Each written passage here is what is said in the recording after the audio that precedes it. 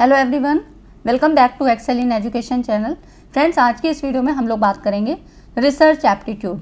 Basic concept को समझना ज़रूरी है, तो आज की इस वीडियो में हम लोग बेसिक कॉन्सेप्ट को समझते हैं, जो कि छोटे छोटे टर्म्स होते हैं लेकिन आपको पता नहीं होते हैं और फिर आगे चल के क्या होता है, प्रॉब्लम होती है। ठीक है, तो आज की ये डे 1 है, स्टार्टिंग की क्लास है। ठीक है, रिसर्च एप्टीट्यूड की। टीचिंग एप्टीट्यूड के मैंने बहुत सारे टॉपिक करवा दिए हैं, तो आप लोग उनको देख लीजिएगा। बिल्कुल बेसिक से स्टार्ट है, तो जो लोग भी फर्स्ट अटैम्प्ट होगा, जिनका दूसरा या तीसरा अटैम्प्ट है, सभी के लिए इम्पॉर्टेंट होंगी, क्योंकि जो अब एनटीए के द्वारा प्रश्न बनाए जा रहे हैं वो काफ़ी डीप नॉलेज में है ना। सीधे सीधे क्वेश्चन पढ़ के आपको नहीं समझ में आती हैं, तो इसलिए कॉन्सेप्ट का क्लियर होना ज़रूरी है। सारी डेप्थ में भी मैं यहाँ पर कोशिश करती हूँ कि पूरी चीज़ें आपको क्लियर कराऊँ, जो कि एनटीए का अब पैटर्न चल रहा है। ठीक है, तो जो तैयारी आपकी यहाँ पर हो वो एग्ज़ाम ओरिएंटेड हो, यही मेरा जो है मेन लक्ष्य है। ठीक है, तो आपकी तैयारी इतनी अच्छी हो, इसलिए आप चैनल को सब्सक्राइब कर लें, साथ ही टेलीग्राम चैनल को भी ज्वाइन करें, लिंक डिस्क्रिप्शन में आपको मिल जाता है। ठीक है, तो आज की इस वीडियो में हम लोग रिसर्च एप्टीट्यूड को ही पढ़ेंगे। यहाँ पर आपकी तैयारी दिसंबर 2023 के लिए पेपर 1 की होती है, साथ ही सेकेंड पेपर एजुकेशन की भी यहाँ पर होती है, और साथ ही असिस्टेंट प्रोफेसर की, जीएस की और एजुकेशन की, है ना। तो आप जिस भी एग्जाम से संबंधित हैं, जिसकी भी तैयारी कर रहे हैं, आप यहाँ पर ज्वाइन हो सकते हैं, ताकि तैयारी आपकी बेहतर तरीके से हो। ठीक है, चलिए स्टार्ट करते हैं। वीडियो को पूरा देखिएगा, सारे इंपॉर्टेंट टर्म्स हैं, आपके लिए काफ़ी हेल्पफुल होगी। देखिए, रिसर्च को समझने से पहले सबसे पहले आपको इन छोटे छोटे कॉन्सेप्ट्स को समझना ज़रूरी होता है, जैसे कि नॉलेज क्या है ना। तो अब क्योंकि ऐसे ही क्वेश्चन बनते हैं जिसमें आपको ये नहीं पता होता है कि कहाँ से क्या चीज़ लिंक हो रही है, तो आप देखिए, कॉन्सेप्ट ऑफ नॉलेज की बात करें तो मानवीय ज्ञान क्या है, ह्यूमन नॉलेज की बात करते हैं तो एक गतिशील तथ्य और प्रत्यय है, मतलब एक डायनेमिक फैक्ट एंड आइडिया है। इंग्लिश वाले यहाँ पे देख सकते हैं। और ये क्या होता है, डायनेमिक मतलब क्यों बताया गया है, ताकि ज्ञान क्या है, एक क्या है, निष्क्रिय अवस्था में नहीं रह सकता है कि एक ही स्टेज पे पड़ा रहे, है ना। दिन पर दिन ज्ञान में वृद्धि करना ही हमारा एम है, हमारी शिक्षा का उद्देश्य भी यही है। तो इस तरह से मानवीय ज्ञान की 3 अवस्थाएं होती हैं, जिसमें कि जो पहली स्टेज है उसमें ज्ञान को संचित करना।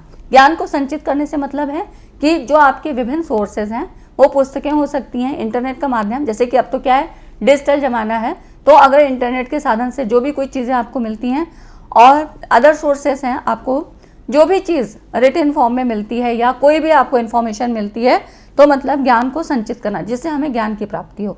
ठीक है, तो प्रथम अवस्था है ज्ञान को संचित करना।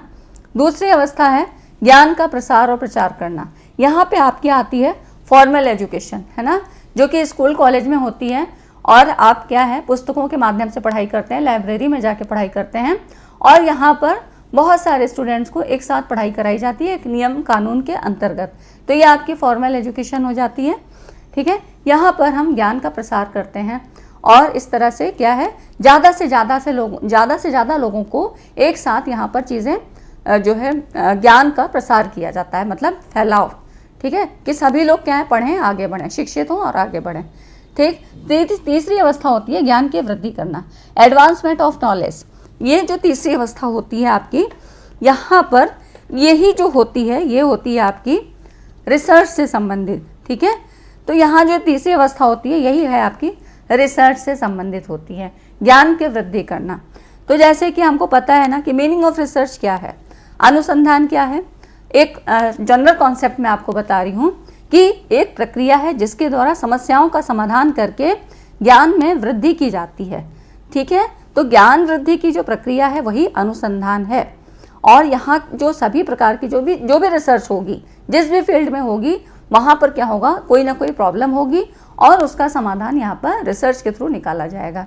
ठीक है, तो मतलब जो रिसर्च का प्रोसेस है, ये आपका एडवांसमेंट ऑफ नॉलेज की बात करता है। ठीक है, इतनी चीज़ें बताने का आपका मतलब मेरा मतलब यही था कि चीज़ें आपको पता हो, कहाँ पे कौन सी चीज़ किससे लिंक है। अब देखिए, ज्ञान और इसके सोर्स। नॉलेज क्या है, ज्ञान मुख्यतः हम जैसे आँख, नाक, कान, जीभ और त्वचा, ये आपके सेंसरी ऑर्गन हैं, आपने पढ़े हैं। ठीक है, जैसे ये सेंस ऑर्गन होते हैं, इनके द्वारा हमें ज्ञान की प्राप्ति होती है, और इन्हीं इंद्रियों को, जो सेंस ऑर्गन है, इन्हीं को ज्ञान का क्या है, प्राइमरी स्टेज का मतलब जो है प्राइमरी सोर्स कहा जाता है। ठीक है, तो इस तरह से ये होते हैं आपके इनिशियल जो है सोर्स ऑफ नॉलेज हैं, आरंभिक स्रोत कहे जाते हैं। इनके द्वारा हमें जो ज्ञान मिलता है, ये हमको स्वयं के द्वारा, व्यक्तिगत अनुभव के द्वारा मिलता है। है ना। तो इस तरह से जो इंद्रिय अनुभव ज्ञान होता है ये हमें प्रत्यक्ष रूप से मिलता है और इसी संवेदना के आधार पर ज्ञान का प्रत्यय हमारे मस्तिष्क में बनता है।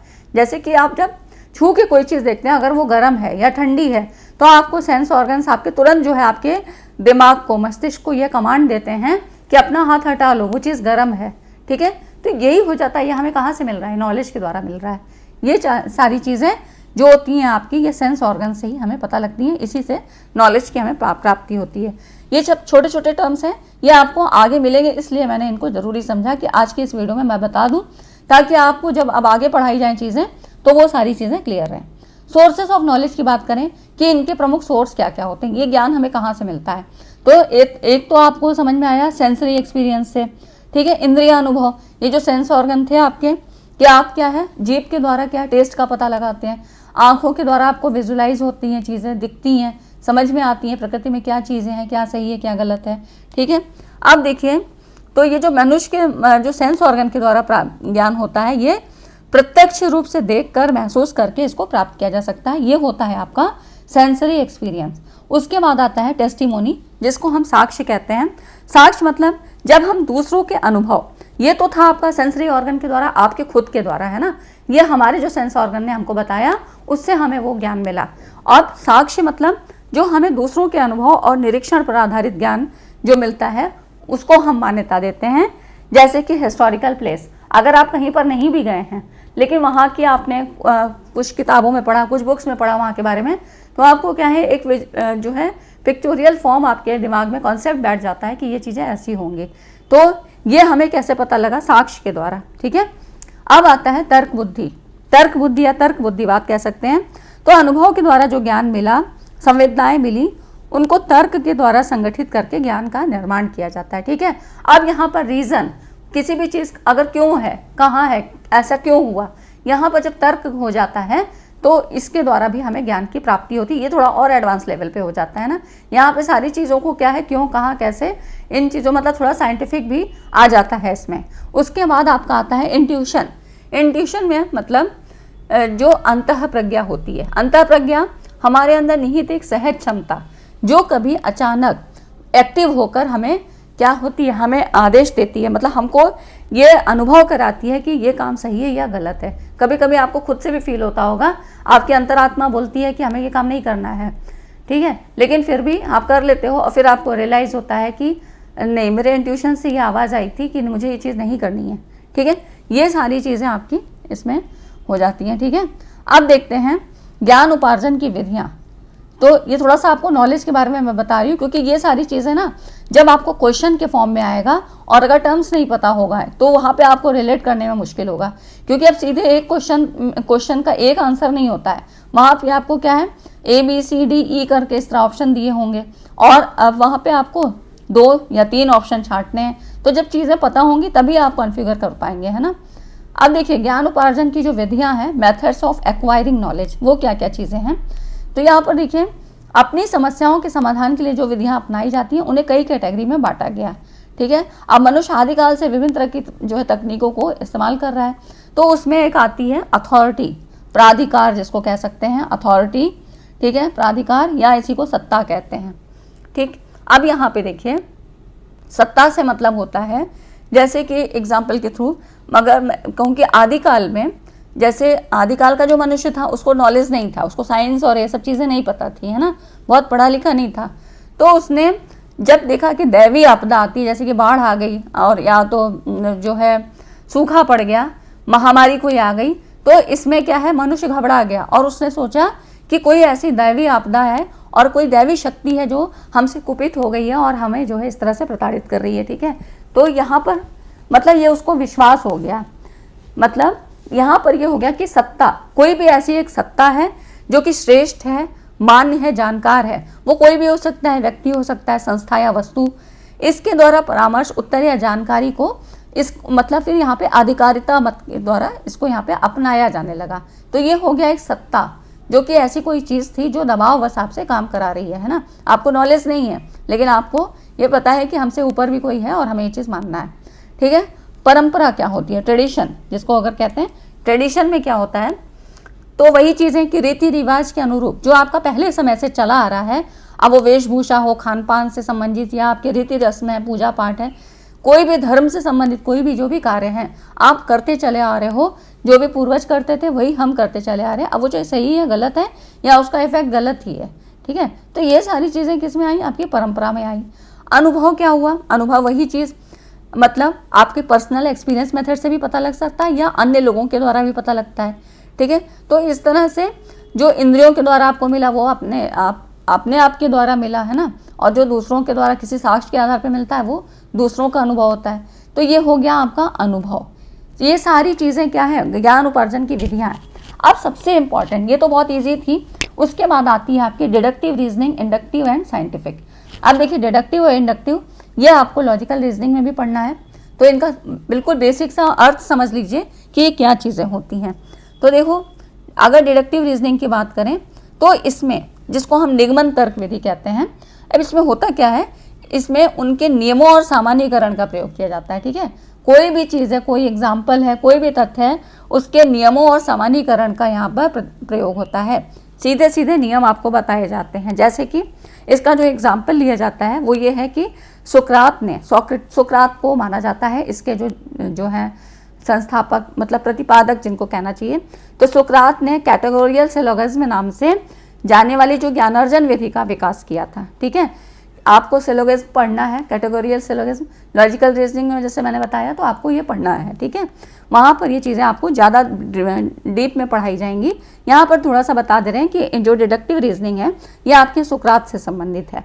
तो इन्होंने निगमन तर्क के रूप में ज्ञात से अज्ञात का रोल जो है बताया था। ज्ञात से अज्ञात, जैसे कि मतलब इसमें क्या होता है, सीधे सीधे नियम बताया गया था। जैसे कि एक एग्जाम्पल अगर मैं आपको बताऊँ कि अक्सर ये एग्जाम्पल मिलेगा भी आपको, ठीक है। जब लॉजिकल रीजनिंग के सवाल करेंगे तो आपको ये सवाल मिलेंगे। जैसे कि पहला लिखा है कि मान लो एक पॉइंट लिखा है कि प्राणी नश्वर है, ठीक, प्राणी इमोर्टल है, और दूसरा है इसी से संबंधित है सुरेंद्र एक प्राणी है। अब इन दोनों तथ्यों के आधार पे आपका कंक्लूजन क्या निकलता है, मतलब सुरेंद्र नश्वर है ना। तो यहाँ पे क्या है, सीधा सीधा एक जो है आपको नियम बताया कि प्राणी नश्वर है। अब उसके आधार पे जो भी कोई व्यक्ति आएगा वो क्या होगा, नश्वर होगा, ऐसा यहाँ पर रिजल्ट इसको निकाल दिया जाता है ना। तो अब इसकी लिमिटेशन क्यों आ गई, मतलब क्योंकि डिडक्टिव रीजनिंग क्यों नहीं ज़्यादा चला, फिर क्यों इंडक्टिव की ज़रूरत पड़ी, क्योंकि जब एक चीज़ फेल होती है तभी तो दूसरी आती है ना। तो यहाँ पे क्या हुआ, निष्कर्ष वैध नहीं होते हैं क्योंकि सिलोगिज्म से निकाले जाते हैं, है ना। तो अब क्या है कि यहाँ पे सिलोगिज्म से निकाले जाते हैं और ये अधिकतर क्या होंगे, मौखिक रूप से होंगे। तो यहाँ विश्वसनीयता का अभाव रहता है, ठीक है। और अगर हम रिसर्च की बात करें तो विश्वसनीयता बहुत ज़रूरी फैक्टर होता है, ठीक। तो इसलिए फिर आ गई आपकी क्या, इंडक्टिव मेथड आ गया। इंडक्टिव रीजनिंग या इंडक्टिव मेथड, इंडक्टिव लॉजिक, कुछ भी कह सकते हैं। अब इसके जो प्रेरक थे वो कौन थे, फ्रांसिस बेकन। वहाँ पे कौन थे, सुकरात थे। यहाँ पे कौन है, फ्रांसिस बेकन थे। ये जो है, तो इस तरह से ये जो आपकी डिडक्टिव रीजनिंग थी ना, यहाँ पे ये ज्ञात से अज्ञात का रूल फॉलो करती है ना। तो ये हो गया आपका। और इसमें देखिए, मतलब ज्ञात से अज्ञात माने सामान्य से विशिष्ट की ओर चलती है, ठीक है। और जो इंडक्टिव है ये आपकी आगमन तर्क, ये आपकी चलती है विशिष्ट से सामान्य की ओर, ठीक है। जैसा कि उसका एग्जाम्पल मैंने बताया था ना, एक नियम बता दिया, उसके आधार पे आपको चीज़ें बतानी है। अब यहाँ पर देखिए, अगर हम इसकी इंडक्टिव रीजनिंग की बात करें, आगमनात्मक तर्क की बात करें, तो इसमें क्या होता है कि विशिष्ट से सामान्य की ओर चलते हैं। जैसे कि एक एग्जाम्पल है न्यूटन्स का जो है गुरुत्वाकर्षण, ग्रेविटेशनल फोर्स थ्योरी सभी लोग जानते हैं ना। उन्होंने बताया था कि सेब नीचे क्यों आया, तो ग्रेविटेशनल फोर्स के कारण आया। तो उन्होंने खाली एक इस एग्जाम्पल को ही नहीं ध्यान में रखा, उन्होंने ऐसी बहुत सी चीज़ें ऑब्जर्व की, ऐसे बहुत से एग्जाम्पल हैं जिसमें उन्होंने देखा कि कोई भी चीज़ जो ऊपर है वो नीचे क्यों आती है, कि क्या ऐसा फोर्स है पृथ्वी में, क्या ऐसा चीज़ है कि वो हर चीज़ नीचे आती है, कोई भी चीज़ जो ऊपर गई है वो नीचे आएगी। तो ऐसे बहुत सारे एग्जाम्पल उन्होंने ऐसे देखे। तो ये क्या हुआ, फिर उन्होंने एक जो है बाद में एक नियम, फिर मतलब इतने सारे एनालिसिस करने के बाद फिर उनका जो है ये ग्रेविटेशनल फोर्स का नियम आया। तो यहाँ पर ये कौन सा मेथड हुआ, ये इंडक्टिव मेथड का यूज़ हुआ, ठीक है। जहाँ पे क्या है, चीज़ों को आपको उदाहरणों के द्वारा बताया जाता है और फिर आपके कंक्लूजन पे पहुँचते हैं, एक रिजल्ट आपका निकलता है या एक नियम का प्रतिपादन यहाँ पर फिर होता है, ठीक है। वहाँ पर क्या था, सीधा एक नियम आपको बताया और उसके आधार पे आप फिर चीज़ों को देखते हैं। और यहाँ पर क्या है, कई उदाहरणों के द्वारा आपको चीज़ें समझाई जाती हैं और फिर आप एक नियम या सिद्धांत को प्रतिपादित करते हैं। ठीक है, तो ये सारी चीज़ें आपकी इंडक्टिव और डिडक्टिव से संबंधित हो गई। अब साइंटिफिक मेथड तो पता ही है कि वो आपका साइंटिफिक तरीके से होगा। यहाँ पर सारी चीज़ें क्या होंगी, साइंटिफिक जो है की जाएंगी। जैसे कि तो ये हो गया आपका, देखिए डिडक्टिव हो गया, इंडक्टिव है ना, ये सारी चीज़ें होंगी। अब देखिए साइंटिफिक मेथड, इस विधि में विशिष्ट उदाहरणों के आधार पे जो ज्ञान मतलब परिकल्पित सामान्यीकृत निष्कर्ष निकाला जाता है। मतलब एक उदाहरणों के आधार पर एक निष्कर्ष निकाला जाता है और विशिष्ट स्थितियों में उसका सत्यापन किया जाता है। वेरिफिकेशन बहुत ज़रूरी है साइंटिफिक मेथड में। ठीक है, तो मतलब सबसे पहले क्या होता है, यहाँ पर ऑब्जर्वेशन ज़रूरी है।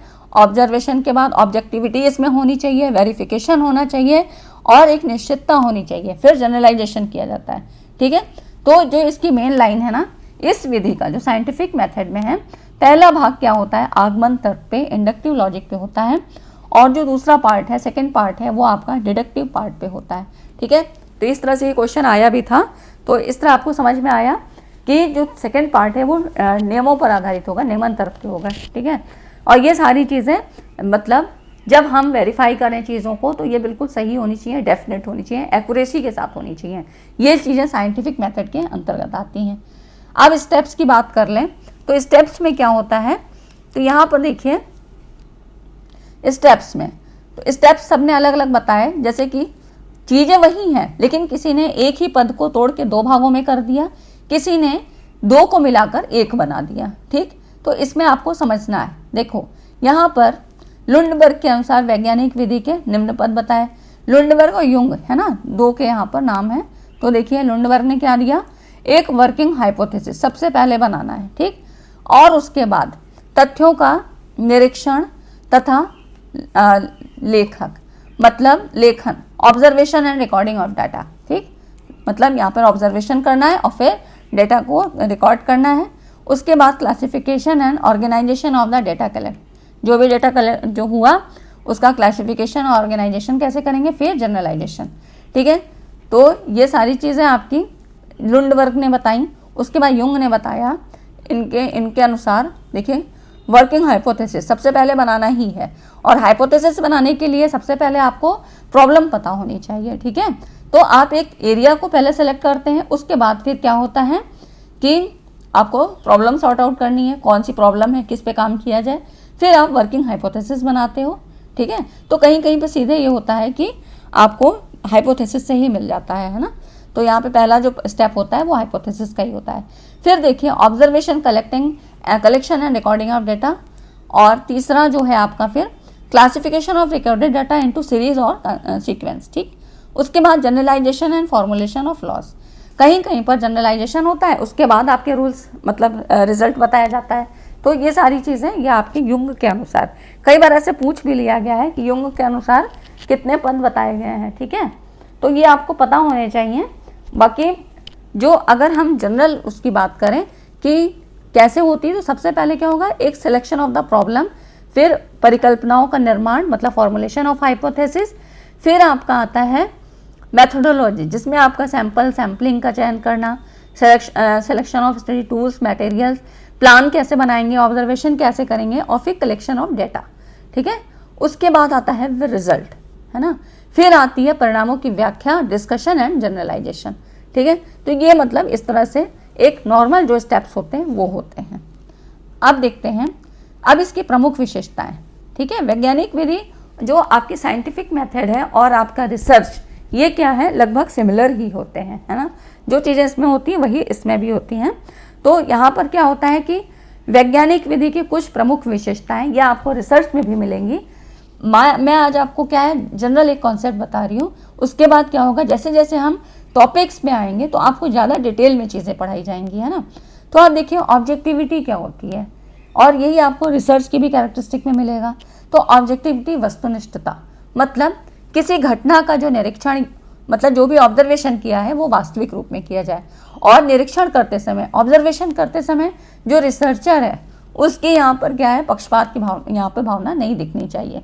ठीक है, ऑब्जेक्टिविटी, जैसे कि आप पेपर देते हो, तो कहीं कहीं किसी किसी पेपर में पीसीएस और इसकी बात करें प्री और मेंस की, तो वहाँ पे क्या होते हैं कि ऑब्जेक्टिव आता है। पीसीएस वाला सीसेट का जो पेपर आता है वो ऑब्जेक्टिव रहता है, वहाँ पे आपको एमसीक्यू टाइप में रहते हैं। ठीक है, टिक लगाया तो जो आंसर है एक के लिए सही है वो सबके लिए सही है। अगर नंबर 2 क्वेश्चन का आंसर अगर बी सही होगा तो वो बी ही सही माना जाएगा, चाहे वो कोई भी करे। ठीक है, लेकिन अब यही अगर उस तरह से होगा, लॉन्ग आंसर टाइप होगा, तो क्या होगा कि यहाँ पर एग्जामिनर पे डिपेंड करेगा। उसको किसी का आंसर अच्छा भी लग सकता है और किसी का क्या होगा उसको नहीं भी समझ में आए, तो ये चीज़ें हो जाती हैं। तो ये ऑब्जेक्टिविटी होती है, जो चीज़ एक्यूरेट है मतलब है सही है वो सबके लिए एक सी है। ठीक, ये हो जाती है पहली।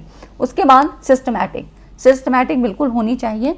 जो भी वैज्ञानिक विधि है एक क्रमवार चीज़ें यहाँ पर प्लान की जाती हैं। ठीक है,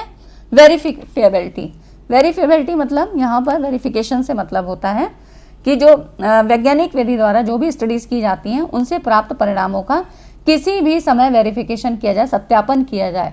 मतलब किसी भी परिणाम की जांच जितनी बार भी की जाए या जब भी की जाए तो बार बार क्या है जो भी रिजल्ट आएगा वो बराबर उतना ही आएगा, जो पहले आया था वही आना चाहिए। उससे अगर डिफर आया तो मतलब क्या है, कंसिस्टेंसी मेंटेन नहीं है, कोई यहाँ पर एक्यूरेसी नहीं है। ठीक है, एक्यूरेसी से मतलब शुद्धता से मतलब है कि वही कंसिस्टेंसी की जो चीज़ आपकी क्या है जो पहले वाले रिजल्ट में आई है वही आपके जब भी कभी वेरीफाई किया जाएगा तभी आनी चाहिए। ठीक है, यूनिवर्सलिटी सभी के लिए एक सही है। यहाँ पर ये नहीं कि जो है रिसर्चर ने अपने हिसाब से बायस होके जो है रिजल्ट निकाल दिया है ना। प्रेडिक्टिबिलिटी, यहाँ पर प्रेडिक्टिबिलिटी से मतलब होता है कि भविष्य कथन, पूर्वानुमान की क्षमता है ना। तो कोई भी जो है रिसर्च की जा रही है उसके अध्ययन के आधार पर ये बताया जाए कि भविष्य में प्रकृति क्या होगी, कैसा होगा, तो ये यहाँ पे पूर्वानुमान होता है, भविष्यवाणी। ठीक, डायनामिज्म, तो ये प्रोसेस क्या है, कभी भी स्टैटिक नहीं होते हैं, ये चलते रहते हैं, नए नए रिसर्च होते रहते हैं, नई नई चीज़ें आती रहती हैं और उनमें क्या है इनोवेशन होता रहता है ना। तो इस तरह से यहाँ पर ये कुछ इसकी कैरेक्टरिस्टिक हैं जो कि आपको एक मैंने जनरल कॉन्सेप्ट आपको बता दिया। ठीक, इतनी चीज़ें अगर आपको समझ में आई हैं तो वीडियो को लाइक एंड शेयर ज़रूर करें। अब देखो मीनिंग ऑफ रिसर्च क्या होता है, तो हम इसको डेफिनेशन के आधार पर समझते हैं। यहाँ पर देखिए जॉन डब्ल्यू बेस्ट ने अनुसंधान को बताया, अनुसंधान को एक नियंत्रित अवलोकन के व्यवस्थित और वस्तुनिष्ठ विश्लेषण एवं प्रलेखन के रूप में परिभाषित किया जा सकता है। मतलब यहाँ पर है सिस्टमैटिक, आपको मैंने बताया क्रमबद्ध होना चाहिए, ऑब्जेक्टिव एनालिसिस, ठीक है, कोई बायस नहीं होना चाहिए, and recording of control observation. ठीक, कुछ ऐसे जो वेरिएबल्स होते हैं इनको हम कंट्रोल मान लेते हैं, ऐसी इस परिस्थिति में ऑब्जर्वेशन लिया जाए, and development of generalization principles और थ्योरी, और सामान्यीकरण, मतलब जो भी सामान्यीकरण का नियम, सामान्यीकरण से मतलब ये होता है कि जो चीज़ आपने मतलब चयन किए गए जो मतलब जैसे कि आप कोई भी चीज़ सैंपल लेते हो है ना, किसी भी अगर आपको कहीं का भी रिसर्च करना है या कोई भी आपकी स्टडी करनी है, मान लो जैसे एक एग्जांपल है, जैसे कि आप चावल ही बनाते हो तो एक बड़े से भगोने में बना रहे हो है ना, तो बड़े से भगोने को हम यूनिवर्स बोलते हैं। ठीक, रिसर्च की बात में जो है रिसर्च के लैंग्वेज में हम इसको यूनिवर्स बोलते हैं। तो आपने भगोने में चढ़ाया, अब आपको चेक करना है कि इसको हम मतलब पका है नहीं पका है, कितना इसमें कसर रह गई है, तो आपको चेक करने के लिए क्या है, चम्मच से उसके 2 दाने उठा के देते हो। ठीक, तो ये जो 2 दाने हमने उठाए ना यही सैंपल होता है। ठीक है, तो यहाँ से मतलब जनरलाइजेशन से मतलब ये है कि जो भी आपने सैंपल पे अपना जो है स्टडी की तो जो भी रिजल्ट निकला है ना, और इस रिजल्ट निकल आया है ये जो है उस जो पॉपुलेशन जो बड़ा ग्रुप है जिससे हमने कुछ ग्रुप को निकाल के उस पर स्टडी की थी, क्योंकि पूरे ग्रुप पर तो कोई नहीं करता है ना, वो तो बहुत ज़्यादा कॉस्टली भी हो जाएगा, टाइम जो है टाइम टेकन हो जाएगा, तो इसलिए सैंपल को लिया जाता है। तो यहाँ पर ये देखा जाता है कि जो भी इसकी क्वालिटीज़ जो भी रिजल्ट में आ रहा है छोटे ग्रुप को जो लेके हमने किया वही सारा उस पर भी अप्लाई होगा जो बड़ा ग्रुप है। ठीक है, तो सामान्यीकरण से मतलब यही होता है कि जो भी निष्कर्ष निकाले गए हैं सभी के लिए सही है या नहीं सही है, यही होता है आपका जनरलाइजेशन। ठीक है, तो ये चीज़ें आपको समझनी ज़रूरी है, क्योंकि फिर अगर एक भी टर्म्स नहीं समझ में आता है तो वहाँ पर फिर क्या है आप आंसर जो है गलत लगा देते हो है ना। तो इस तरह से सामान्यीकरण का ये नियम होता है। नेक्स्ट है आपका, देखो अंग्रेजी में अनुसंधान को रिसर्च कहते हैं, री और प्लस सर्च। रिसर्च को हम ऐसे 2 भागों में लिख सकते हैं, री अंग्रेजी में मतलब फिर से यानी बार बार, और सर्च का अर्थ है खोजना। ठीक है, तो इस तरह से अनुसंधान वो प्रक्रिया है जिसके द्वारा समस्याओं का समाधान करके ज्ञान में वृद्धि की जाती है ना, और ज्ञान वृद्धि की प्रक्रिया ही अनुसंधान होती है। ठीक है, तो अब ये जो रिसर्च का प्रोसेस होता है ना, इस अनुसंधान प्रक्रिया में यहाँ पर जो होती है कौन सी थिंकिंग यूज होती है, रिफ्लेक्टिव थिंकिंग होती है। तो रिफ्लेक्टिव थिंकिंग के लिए क्या होना चाहिए, mastery of field plus creative thinking, है ना। देखो रिसर्च वही कर सकता है जिसमें बहुत पेशेंस हो, क्योंकि लंबा प्रोसेस होता है, चलता है कुछ दिन, और आपके रिजल्ट हो सकता है बार बार गलत है, आपको कई बार वो चीज़ें वही स्टेप बार दोहरानी पड़े, वही चीज़ें बार करनी पड़े, है ना। तो एक्यूरेट डेटा भी होना चाहिए, तभी जो है वहाँ पे वेरीफाई किया जाएगा, तभी वो कंसिस्टेंसी मेंटेन रहेगी। क्योंकि अगर जरा भी उसमें डिफर किया तो इसका मतलब आपके जो डेटा आए हैं वो सही नहीं है, रिजल्ट बिल्कुल ऑथेंटिक नहीं है। तो यहाँ पर कौन सी थिंकिंग होगी, रिफ्लेक्टिव थिंकिंग होगी, और क्रिएटिविटी होनी चाहिए। ठीक है, तो आपने इसीलिए इसको रखा गया है ना कि मास्टर डिग्री के बाद आप क्या करते हो, आप अपने उसी सब्जेक्ट में आप रिसर्च कर सकते हो। ठीक है, और इसीलिए नेट और नेट JRF आपका रखा गया है कि जब आप उसमें ये research teaching and research aptitude मतलब यहाँ पर यही आपका चेक करता है NTA कि आप फेलोशिप देने के लायक हो या नहीं हो, है ना। आपकी जो बोधात्मक क्षमता है वो कहाँ तक की है, कितनी सही है, आप रिसर्च आगे जा सकते हो, असिस्टेंट प्रोफेसर बन सकते हो नहीं, यही सारी चीज़ें आप देने के लिए ये जो है इतनी बड़ी नेशनल एलिजिबिलिटी टेस्ट आप देते हो। ठीक है, तो ये चीज़ें होती हैं कि मतलब सर्च का अर्थ है खोजना, है ना। जो भी अगर चीज़ें हो चुकी हैं तो उसमें अब नए ज्ञान की वृद्धि कैसी जाए, नया ज्ञान कैसे उसमें से लिया जाए, यही होता है रिसर्च। अगर एक ही बार होता तो क्या होता है, सर्च ही होता है, लेकिन यहाँ हम क्या करते हैं, रिसर्च करते हैं, है ना, नए ज्ञान की तरफ बढ़ते हैं। तो इस तरह से और भी डेफिनेशन देखिए, रेडमैन और मोरी ने कहा नवीन ज्ञान की प्राप्ति के लिए किए जाने वाले स्थित प्रयास को ही हम अनुसंधान कहते हैं। ठीक है, हमको हर बार इससे क्या होता है कि हर बार एक नई रिसर्च से नया ज्ञान की प्राप्ति होती है। और मोनेरो ने क्या कहा, WS मोनेरो के अनुसार अनुसंधान को समस्याओं के अध्ययन की विधि के रूप में परिभाषित किया जा सकता है। मतलब समस्या एक जरूर होनी चाहिए, उसी के बेस पे आप काम करते हो, और समाधानों को आंशिक अथवा पूर्ण रूप से तथ्यों के आधार पर यहाँ पर प्रतिपादित किया जाता है। ठीक है, तो जो भी आपके रिजल्ट आते हैं उन्हीं के उसके प्रॉब्लम के आधार पे आप उनको यहाँ पर डेटा वगैरह के आधार पे फिर आप बताते हो। ठीक, तो अब देखो इसके कुछ क्वेश्चंस को देख लेते हैं कि यहाँ पर कौन कौन से क्वेश्चन थे और किस तरह आपके क्वेश्चन आते हैं, ऐसे ही आपको पढ़ना है ना। तो यहाँ पे देखिए, निम्नलिखित सूची से कौन से कथन शोध की परिभाषा देता है, और उत्तर के लिए आपको यहाँ पर देखिए कॉन्फ़िगर चूज करना है ना। तो शोध की उपयुक्त परिभाषा, रिसर्च मीन्स है रिपीटेड सर्च है, नहीं, शोध का अभिप्राय बार खोजना है, या मीन्स है रिपीटेड सर्च, तो ये नहीं है। यहाँ पर देखिए सेकंड है, शोध मूलतः किसी प्रश्न का उत्तर है, मतलब समस्या होगी तो वहाँ पे क्वेश्चन भी जरूर खड़ा होगा, ये समस्या क्यों हुई, है ना। शोध किसी समस्या का प्रामाणिक समाधान प्रस्तुत करता है, बिल्कुल सही बात है।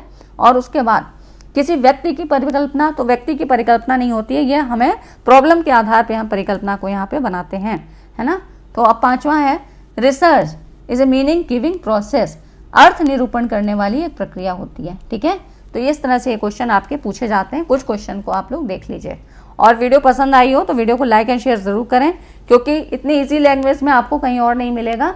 यहाँ पे सारी चीज़ें, मेरा मतलब है आप कॉन्सेप्ट समझ जाएं, दोबारा से वीडियो आपको ना देखनी पड़े। ठीक, अब देखो, परिस्थितियों को देखना और बारीकी से उनके निरीक्षण की योग्यता ज्ञानात्मक अनुसंधान के किस स्तर पर सबसे ज़्यादा प्रासंगिक है। Ability to see and seize of the situation creatively is most relevant at which stage of research. तो अब देखो यहाँ पर देखना है कि निरीक्षण की योग्यता, है ना, ज्ञानात्मक स्तर के, मतलब ज्ञानात्मक अनुसंधान के किस स्तर पर। तो अब देखो यहाँ पर है आपका शोध समस्या की पहचान करने और परिभाषित करने में, परिस्थितियों को देखना और बारीकी से निरीक्षण की योग्यता की बात कह रहा है। तो समस्या को पहचानने में या रिसर्च डिज़ाइन, ये तो सब बाद का स्टेप हो गया, है ना।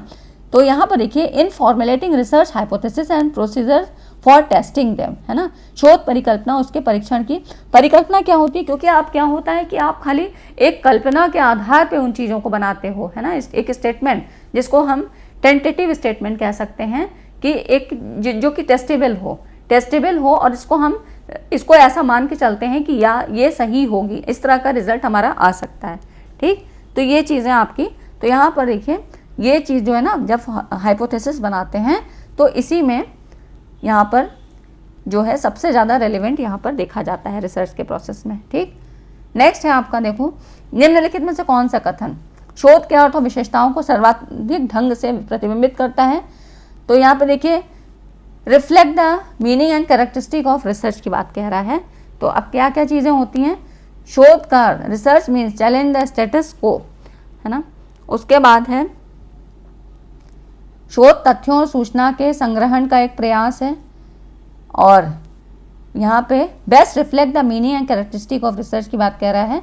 अब देखिए research is A synthesis of deductive and inductive process. देखा, तो यहाँ पे मैंने आपको पहले ही बताया था कि ये चीज़ें आपकी होती हैं। रिसर्च क्या है, डिडक्टिव और इंडक्टिव प्रोसेस का एक जो है कॉम्बिनेशन होता है, यहाँ पर दोनों चीज़ें होती हैं। उसके बाद शोध का अर्थ अपने दावों और आस्थाओं को प्रमाणित करना है, नहीं।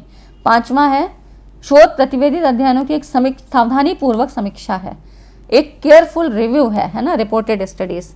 तो यहाँ पर दूसरा है शोध ज्ञान की एक समीक्षात्मक एवं भावपूर्ण खोज है। ठीक है, तो हाँ बिल्कुल यहाँ पर क्रिटिकल एंड पैशनेट सर्च होती है। और इसका एक है शोध का अर्थ यथास्थिति को चुनौती देने से है। ठीक है, तो यहाँ पर ये इसका राइट ऑप्शन हो जाएगा।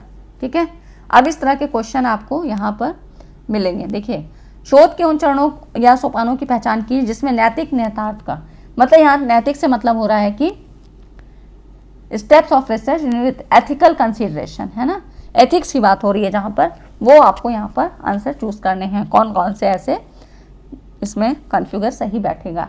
तो देखो यहाँ पर है identifying and defining research question, और फिर है आपका चरों के मध्य हल प्रस्तावित करने के लिए चरों के मध्य संबंधों को कल्पित करना, मतलब पोस्टुलेटिंग रिलेशनशिप शोध उपकरणों के माध्यम से। तो यहाँ पे ठीक है, कलेक्टिंग डाटा होता है। रिसर्च एथिक्स की बात कर रहा है ना, तो एथिक्स से मतलब होता है कि आप नैतिकता को भी यहाँ पर आपको मानना चाहिए। नैतिकता से मतलब है किसी की भी गोपनीयता को बरकरार रखना है, किसी भी आप जानवर पे कर रहे हो, किसी एनिमल पे कर रहे हो, किसी ह्यूमन बीइंग पे, जिस भी कोई भी ऑब्जेक्ट है आपका जिस पर भी आप रिसर्च कर रहे हो उसको कोई नुकसान नहीं पहुंचना चाहिए। ठीक है, तो ये सारी चीज़ें रिसर्च एथिक्स में आती हैं। एक पूरा जो है यहाँ पर टॉपिक है जिसको कि हम लोग आगे की वीडियोज़ में कवर करेंगे। तो यहाँ रिसर्च एथिक्स का मैंने एक आपको जनरल चीज़ बता दी कि आपको क्या है, नैतिकता के विरुद्ध कोई काम नहीं करना है। तो यहाँ पर जब आप डाटा कलेक्शन करेंगे ना, तो उसमें भी बिल्कुल सावधानी रहनी चाहिए, उसमें कोई हेर फेर नहीं होना चाहिए, है ना। तो ठीक है, और उसके बाद आता है आपका समग्र मतलब पॉपुलेशन और सैम्पलिंग प्रोसीजर। फिर है data analysis and procedure employed, क्योंकि एथिक्स की बात कर रहा है तो डेटा एनालिसिस होगा। और फिर आता है आपका परिणामों की प्रतिवेदन, मतलब जो रिजल्ट फाइंडिंग हमने की है उसमें भी कोई हेरफेर, कोई मैनिपुलेशन नहीं होना चाहिए। ठीक है, तो ये सारी चीज़ें आपकी एथिक्स को बरकरार रखती हैं। फिर देखिए यहाँ पर ये हो गया आपका शोध के उन सोपानों की पहचान की जिसमें नैतिक निहितार्थों का मुद्दा। अब फिर देखो शोध नीति से ही संबंधित फिर आ गया किन क्षेत्रों में शोध नीति का बड़ा महत्व है। अब देखिए यहाँ पर मैंने आपको बताया ना, डेटा कलेक्शन में होता ही होता है। ठीक है, तो यहाँ पर देखिए डेटा कलेक्शन में होता है, डेटा एनालिसिस में होता है। ठीक है, और उसके बाद राइटिंग, कॉन्फ्रेंस वगैरह से तो मतलब नहीं होता है, सेमिनार से भी मतलब नहीं होता है। ठीक, तो यहाँ पर जो भी आपका 2 और 4 आ रहा है उनको आप काट दीजिए, ये भी कट जाएगा और इस तरह से आपका ये भी कट जाएगा, ये भी कट जाएगा। ठीक है, तो ये आपका ये भी कट गया। अब बचा आपका बी ऑप्शन। ठीक है, तो थीसिस लिखने में भी मतलब जो भी आपका ये होता है ना, इसमें भी आपको रिसर्च एथिक्स की चीज़ों को ध्यान में रखना होता है। ठीक, नेक्स्ट है आपका देखिए किसी विशिष्ट मामले से सामान्य निष्कर्ष तक के तर्क संभव को क्या संज्ञा दी जाती है। Reasoning from a specific case to a general conclusion, तो ये आपका किस में था, स्पेसिफिक से जनरल की बात, तो ये आपका किस में आता है, इंडक्टिव लॉजिक। ठीक है, तो इस तरह से ये कुछ क्वेश्चन थे जो आपको मैंने बताया कि किस तरह से पूछे जाते हैं। ये सारे PYQs ही थे, है ना। तो अब आपको ऐसी ही तैयारी करनी है। और ये वीडियो सेशन कैसा लगा, अगर अच्छा लगा है तो लाइक एंड शेयर ज़रूर करिएगा। और मेरी कोशिश रहेगी कि पूरी चीज़ें मैं आपको ऐसे ही कवर कराऊँ, यहाँ पे आपकी तैयारी एक बेहतर ढंग से होगी। तो आप लोग चैनल को सब्सक्राइब ज़रूर करें और वीडियो को लाइक एंड शेयर करें। मिलते हैं अगली वीडियो में नेक्स्ट टॉपिक के साथ। Thanks for watching.